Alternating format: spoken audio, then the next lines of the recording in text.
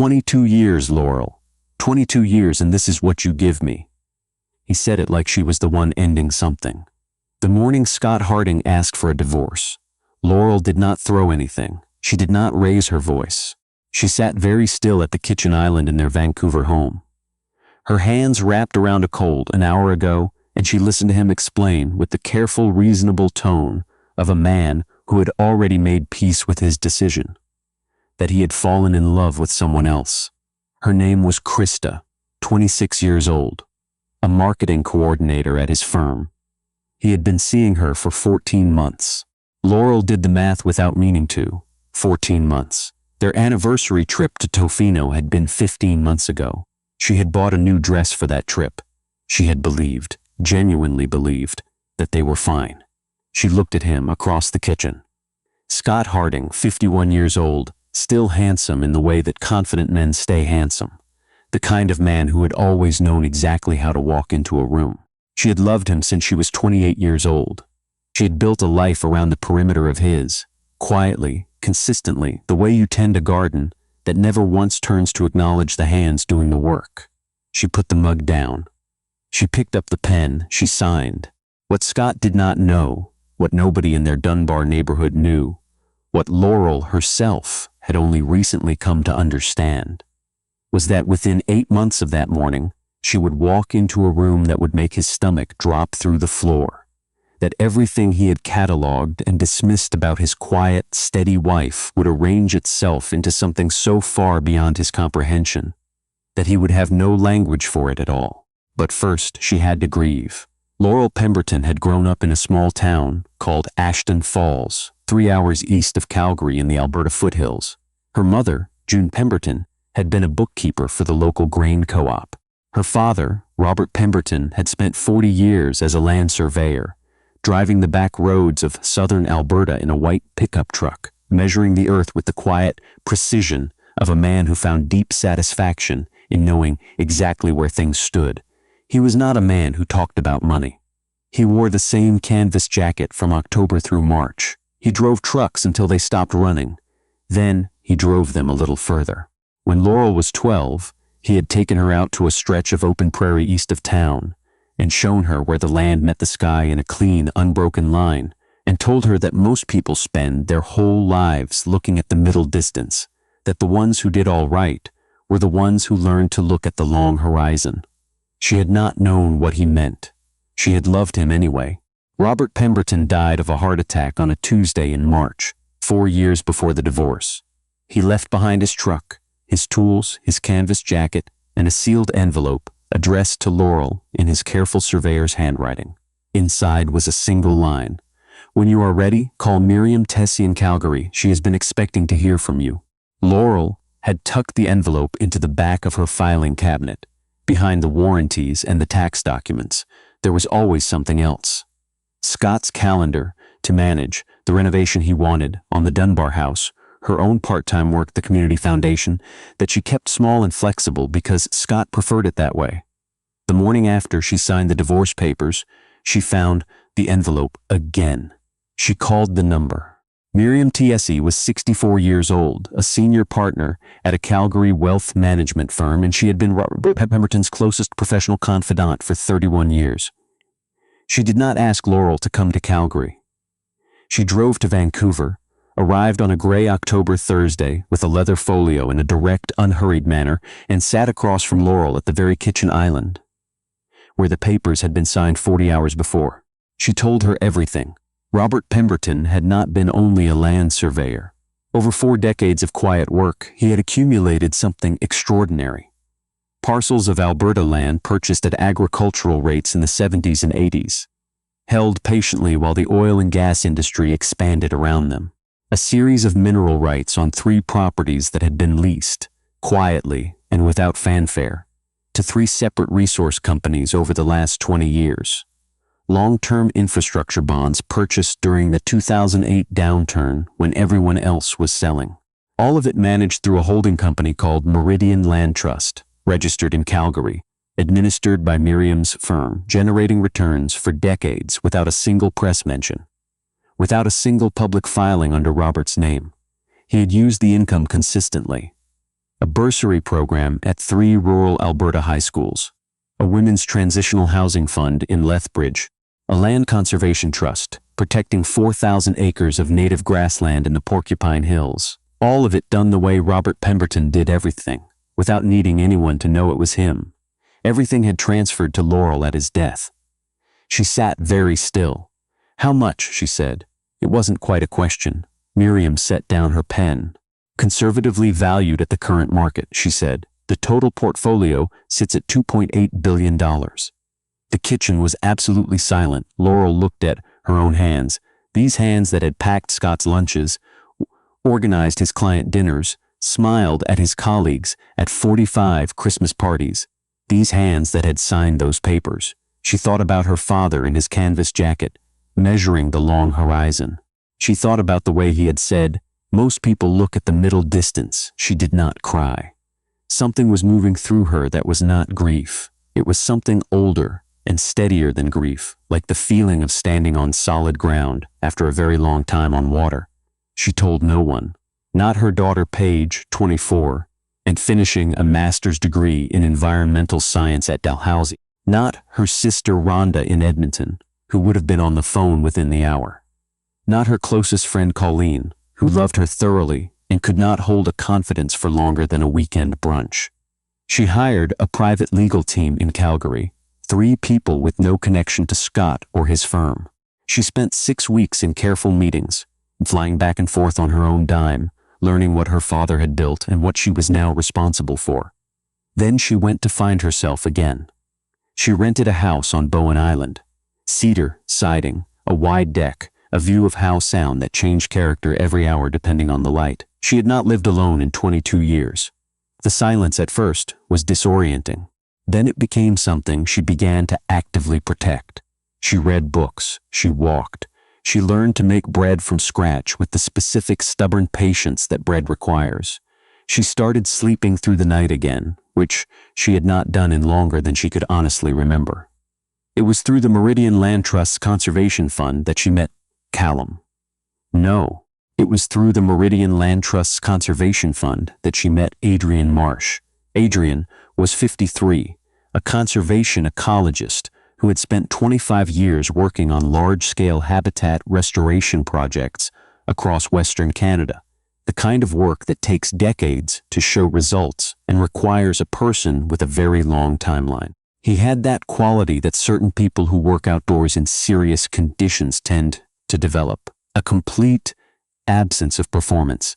He said what he meant. He had no particular investment in your opinion of these facts. He arrived at the Bowen Island house one morning in February to discuss a proposed grasslands corridor project in the Porcupine Hills, land that was now, technically, hers. He drove a 15-year-old Land Cruiser with a cracked dashboard and a back seat full of survey maps and field notebooks. He stood on her deck, looking out at Howe Sound for a long moment before she opened the door. "You grew up looking at prairie," he said when she came out with coffee. "How did you know that?" He glanced at her. "You're not looking at the water the way a person looks at something familiar. You're looking at it like it's interesting." She handed him the mug. Adrian Marsh, Laurel Pemberton. Neither of them moved for a moment. They worked together for 4 months. He came to Bowen twice a week, sometimes 3 times when the project demanded it. They argued productively about land use philosophy and the ethics of private conservation versus regulatory protection. He disagreed with her on 6 separate points over the first month. Every single one of those disagreements ended somewhere better than where it started. He had a way of listening that was not just waiting for his turn to speak. He actually listened and then actually changed his mind when the evidence warranted it, which Laurel had not experienced in a grown man, in so long it took her a while to recognize it for what it was. By the 3rd month, he was staying for dinner. By the 4th, the work portion of the evenings was finishing earlier, and neither of them was doing anything about it. Scott had not looked at her, really looked at her, with attention and interest, and as though her presence in the room was something he was glad of, in more years than she could count. She had become so accustomed to being the background of someone else's life that she had begun to wonder if that was simply what happened to women over 40, That warmth was a thing that burned out, and you were supposed to accept the cooling without complaint. One evening in late April, Adrian stood at the door with his jacket already on, keys in hand, and stopped. He turned back. He looked at her in the warm light of the front hallway. "I want to ask you something," he said. "And I'm asking as someone who is not entirely sure of the answer but thinks it might be important." She waited. "Would you have dinner with me? Not a working dinner, a real one." She looked at him. "What's the difference?" "I won't bring the maps." She almost smiled. "What will you bring instead?" "Myself," he said, whole, undistracted. She was quiet for a moment. "Then Saturday, 7 o'clock, he nodded. He walked out into the cool April night. She closed the door and stood with her back against it, her hand pressed flat to her sternum, feeling something she had very nearly convinced herself she had grown out of. Saturday came. He arrived in a clean dark jacket and brought her a small potted spruce seedling. Not flowers. She had mentioned once briefly that she had killed every cut flower arrangement she had ever owned because she always forgot to change the water. He had not said anything at the time. He had just, apparently, remembered. She laughed when she saw it. "It goes in the ground," he said simply. "It'll outlive both of us." They drove to a small restaurant in Horseshoe Bay. Wood-paneled and quiet, a corner table that felt like it had been waiting for exactly the conversation they ended up having. They talked for 4 hours and 40 minutes. She knew because she checked her watch when they finally stood to leave, and genuinely could not account for where the evening had gone. He talked about his work the way people talk about things they have chosen completely freely. She talked about her father, about Ashton Falls, about what it had meant to grow up on the edge of something that wide and that open. He listened to all of it with a particular quality of attention that makes a person feel not just heard but understood. He walked her to the ferry. The night air off the water was cold and clean, the lights of Vancouver doing their slow reflection across the inlet. They stood at the rail waiting for the boarding call. He turned to her. He did not say anything for a moment. Then he reached up, very gently, and tucked a strand of hair back from her face. His hand stayed at her jaw, warm against the cold night. He looked at her the way her father had once described looking at a long horizon, like something worth understanding, worth measuring, worth getting exactly right. She closed her eyes. He kissed her, unhurried. The kind of kiss that exists entirely in the present tense and has no interest in rushing toward anything else.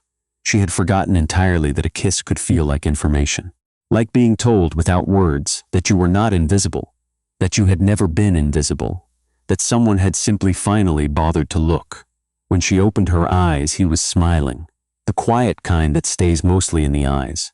"Good night, Laurel. Good night, Adrian." She boarded the ferry and stood on the deck the whole way back across the Sound, the cold air on her face, watching the lights of Horseshoe Bay grow small and then disappear, and she felt something rearranging itself inside her chest, something that had been folded up for a very long time, pressed flat and put away, slowly beginning to open. In the background, something was being prepared. Miriam T. came to her in early June with a proposal. The Meridian Land Trust had reached a scale and a moment. 30 years of growth arriving at the same time as a major grassland conservation initiative across 3 provinces, where it made sense to step formally into the public eye. Not for vanity, for impact. The trust had been operating in the background for 3 decades. There were partners, land developers, government agencies, and conservation bodies who had been doing business with Meridian for years without knowing whose name was behind it, who ultimately held the land, who directed the fund. It was time they knew. A formal introduction gala was proposed.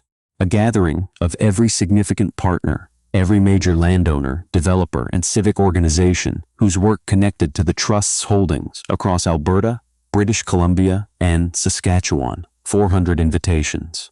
To be held at the Fairmont Hotel, Vancouver. Among the names on the guest list was Scott Harding's firm. They managed commercial real estate development across the Lower Mainland and had, for the past 3 years, been attempting to negotiate access to a parcel of Meridian-held land in the Fraser Valley. Every approach had been gently deferred by Miriam's team without explanation. Scott accepted the invitation. Laurel saw his name on the list. She said nothing. She set the list down and went to find something to wear. The gala was held on the third Saturday of October. Rain on the city outside, but inside the Fairmont Ballroom everything was warm and gold and full. Crystal, white linen, 400 people, the low confident hum of a room where significant things happen. Scott arrived in a charcoal suit with Krista beside him in a green dress. She was young in the way that reads as slightly out of place in a room of people who have been doing serious things for serious amounts of time. He found a table, ordered a drink, surveyed the room with the comfortable authority of a man who belongs everywhere he chooses to stand. He did not recognize a single person. Miriam Say stepped to the podium. The room settled. Good evening. Before we open the formal program, I want to tell you about a man most of you have never heard of, and about what one person can quietly build over a lifetime if they simply stop looking for credit. Scott swirled his drink. Robert Pemberton was a land surveyor from Ashton Falls, Alberta. He drove a white pickup truck. He wore the same canvas jacket every winter for 30 years. He measured the earth for a living, and he was extraordinarily good at it. He was also, over 4 decades of patient work, the principal architect of one of the most significant private land and resource portfolios in Western Canada. He used the returns consistently and without exception to fund rural education, women's housing, and native grassland conservation. He wanted nothing in return. He wanted no acknowledgement. He wanted the work done and left behind. The room was completely still. Robert passed away 4 years ago. Everything he built transferred to his daughter. She is in this room tonight. She is the active director of the Meridian Land Trust. The current portfolio is valued at $2.8 billion. A wave of sound moved through the 400 people. Scott put his glass down. She is one of the most grounded, clear-eyed people I have had the privilege of working with. Her father raised her to believe that what you build matters more than who knows you built it. She has lived by that every day. Ladies and gentlemen, the director of Meridian Land Trust, Ms. Laurel Pemberton. The doors at the back of the ballroom opened. She walked in. The applause started before the room had fully processed what it was seeing. Something instinctive, that immediate response to a presence that occupies space without effort. She wore a deep emerald gown, structured and long, and she carried herself with the particular ease of a woman who has recently, and at some cost, remembered who she actually is. Her hair was up. She was not performing. She simply walked across that room as though she had been on her way to this exact moment for years without knowing it. 400 people rose to their feet. Scott Harding did not. He sat completely still. The color had drained from his face in a way that was almost interesting to observe. He was looking at the woman he had handed divorce papers kitchen island, the woman he had called comfortable, the woman he had traded for someone who had not yet been broken. Krista leaned toward him. "Do you know her?" He said nothing. Laurel stood at the front of the room and spoke clearly and without notes about her father's vision, about the land, about what the trust would do over the coming decade.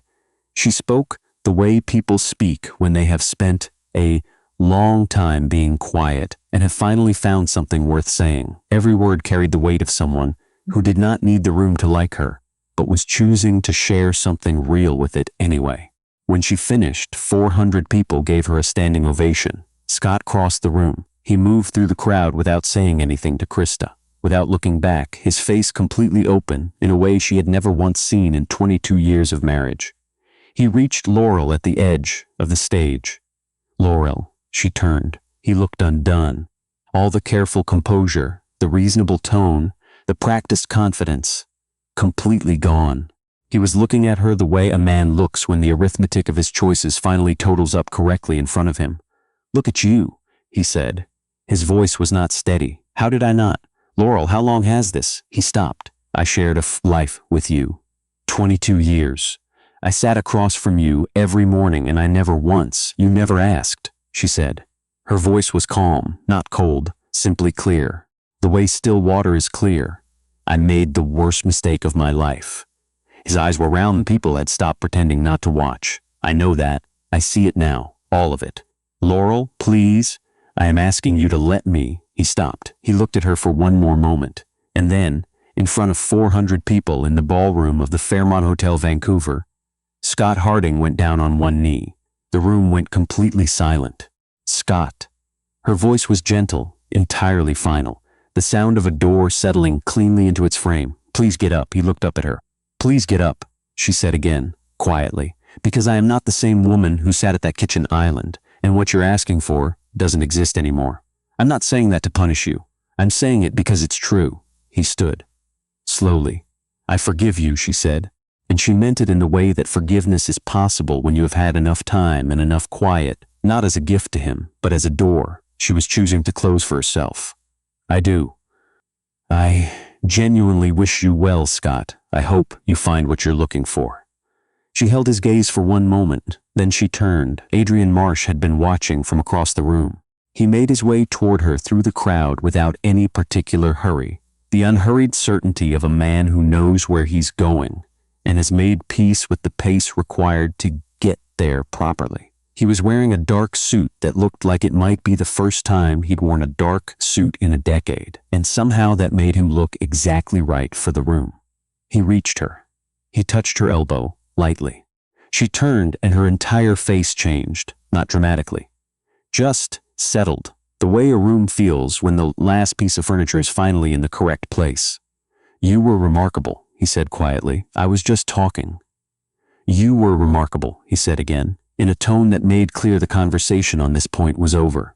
The orchestra had begun a slow, sweeping piece in the corner of the room. He offered his hand, palm up. Can I have this dance with the caveat that I have not danced voluntarily since approximately 1997, and my intentions are honorable, but my technique is not. She laughed, free and full and completely unguarded, the kind of laugh that had been stored up for years, and had finally found its way out. I grew up doing folk dancing, she said. I will carry us both. I'm counting on it. She took his hand. They moved onto the floor. She led with the natural ease of someone who has always known how to move in her own body, but had simply, for a long time, not had occasion to. He was not trained, but he was attentive, the same quality he brought to every conversation, that complete, unhurried attention, and they found a rhythm within the first few bars that felt less like dancing, and more like a conversation both of them were comfortable in. At one point he said something low near her ear that made her tip her head back and laugh, and he pulled her slightly closer when she did, and the room noticed. That unmistakable thing, when two people who are exactly where they should be are visible to everyone around them. Scott Harding stood at the edge of the dance floor. He watched Adrian look at Laurel the way Scott had not looked at anyone in years, with complete and unhurried attention. The way her father had described looking at a long horizon, like something worth understanding, worth getting right. And he understood with a completeness that had nothing to do with the $2.8 billion. Exactly what he had done. Not the trust, not the land, not the money that had been sitting there, patient and enormous, inside the woman he had called comfortable. Her, just her. He had walked away. He left early. He walked out of the ballroom without saying anything to Krista, without stopping for his coat.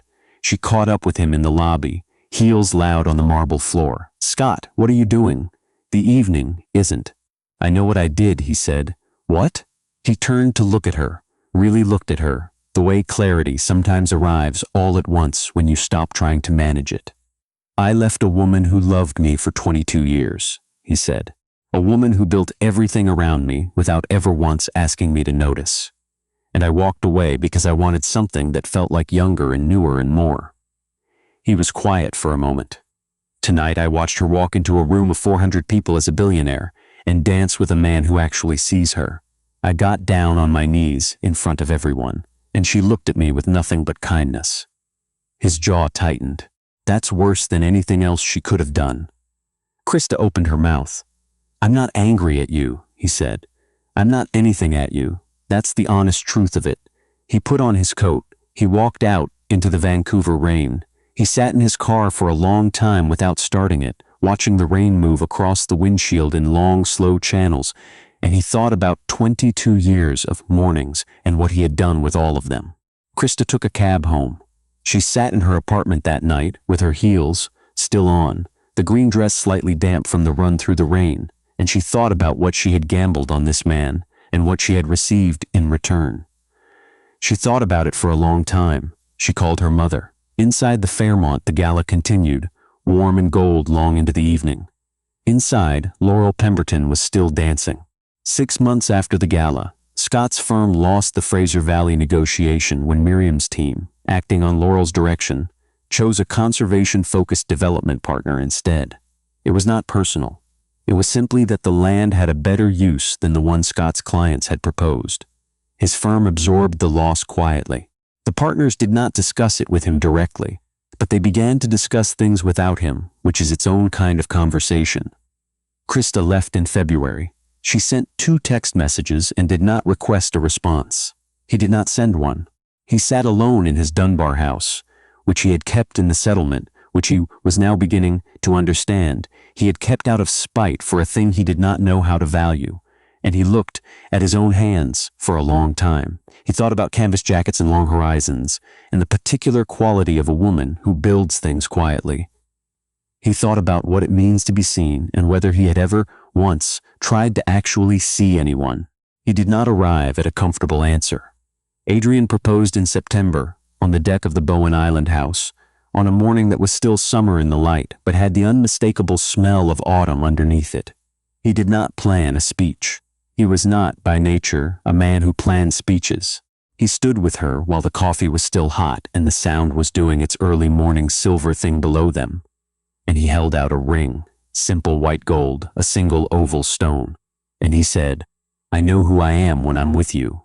I've spent most of my adult life being a fairly solitary person, and I was largely all right with that. I am not all right with it anymore." She looked at him. The little spruce seedling he had brought her in April was in a pot on the corner of the deck, waiting for a permanent place in the ground. "Yes," she said. He put the ring on her finger. He kissed her slowly in the morning light, in the salt air, with no performance and no audience, and no sense that either of them had anywhere else to be. She called Paige that evening. There was a long pause on the other end of the line. "Mom." Paige's voice was careful, feeling something out. "Is he good? Like actually good?"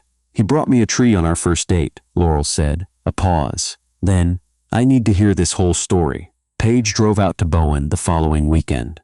Laurel watched from the kitchen window as Paige and Adrian stood together on the deck for 20 minutes, deep in what appeared to be an extremely serious conversation about watershed management and Pacific salmon habitat, which Paige studied professionally and Adrian had strong opinions about. They disagreed on 2 points. They resolved both of them. Paige came inside afterward with the particular satisfied expression of a scientist who has found another scientist. "He's annoying," she said, pouring herself coffee. "I know. I like him enormously." Laurel smiled. "I know."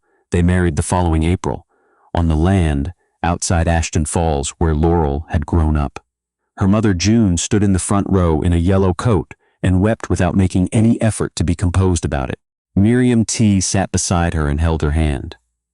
Paige walked her mother down the long stretch of prairie grass to where Adrian stood in the afternoon light, the Porcupine Hills rising blue and enormous in the distance behind him. When he saw her coming, his face did something that made Paige look away because it was too private a thing to witness. The look of a man who understands, completely and without qualification, that he is the luckiest person standing on any piece of ground he has ever professionally measured. They said their vows in the open air, under the wide Alberta sky, with the wind doing what the wind does on prairie, and nobody minding it at all. Laurel laughed once during the ceremony, at something Adrian said quietly when the officiant was finding her page, and it was her real laugh, full and free, and ringing out across all that open space, and June Pemberton put her hand over her heart like she was holding something very precious in place. They built their life between Bowen Island and the Alberta land. Adrian continued his restoration work. The Porcupine Hills Grassland Corridor project broke ground the following summer, the result of 3 years of patient collaboration between the Trust, 2 provincial governments, and 4 Indigenous land stewardship organizations. Laurel ran Meridian the way her father had taught her, without ever once sitting her down to teach her, with more interest in the work being done than in who knew she was doing it. Paige came to work alongside the Conservation Fund the following year, managing the environmental science portfolio. Sunday dinners, whenever Paige was on the island, were loud and argumentative about policy, and genuinely, the best evenings Laurel could remember in decades. Adrian cooked with serious ambition and uneven results. Laurel corrected things quietly from the other side of the kitchen while he wasn't watching. Paige caught her doing it every single time and said nothing, because she understood that this was its own kind of love language. There was a morning in late October. The hills east of Ashton Falls gold above the valley. The air clean and cold, exactly as it had always been, exactly as her father had driven through it 40 years before. When Laurel stood at the window of the farmhouse with her coffee, and Adrian came up behind her and wrapped his arms around her and rested his chin against her hair. They stood there together and watched the light move across the grass. She thought about the envelope in the back of the filing cabinet. She thought about the kitchen island and the pen and the papers, and the morning she had believed her life was ending. She thought about her father in his white pickup truck, driving these roads, measuring the long horizon, doing the quiet work. He knew, she said softly. What did he know? Adrian asked. She was quiet for a moment. Outside, the little spruce seedling they had brought from Bowen had been planted in the corner of the yard. It was small still, but it was growing in the direction it had decided to grow, which happened to be the right direction, as these things generally turn out to be. That it was going to be all right, she said. He just knew I needed time to find it for myself. Adrian pressed a long, slow kiss to the side of her head. Outside, the wind moved through the grass in long, easy waves, the way it has always moved across that land, patient and enormous, and entirely unbothered by the lives of the people who stand in it. Some women are made small by the lives they are handed, made to fit into the shape of someone else's story, their own set aside until they forget they had one. Laurel Pemberton was not that woman. She just needed the leaving to remember it.